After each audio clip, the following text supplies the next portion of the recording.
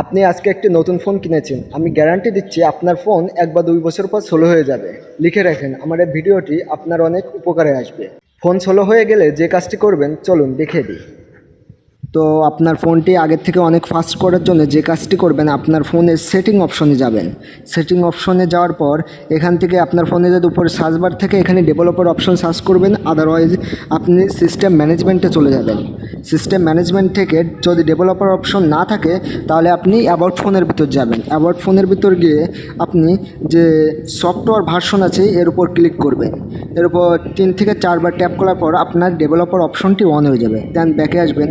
ব্যাকে আসার পর দেখতে পারবেন নিচে আমার ডেভেলপার অপশনটি অ্যাড হয়ে গেছে। এরপর আমরা ক্লিক করলাম। এবার ডেভেলপার অপশনটি অন করে দিব।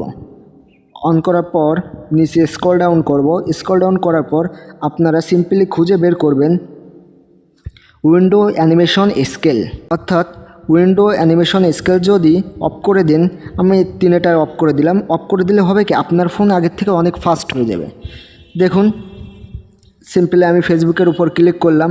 দেখুন, ফেসবুকের উপর ক্লিক করার পর ন্যানো সেকেন্ডের ভিতর আমার ফেসবুকের ভিতর নিয়ে যাচ্ছে।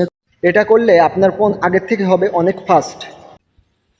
তো এইভাবে আপনি আপনার ফোনটি আগের থেকে অনেক ফাস্ট করে নিতে পারবেন। এরকম আরও নতুন নতুন ভিডিও পেতে আমাদের চ্যানেলটি ফলো করে সাথেই থাকুন। ধন্যবাদ।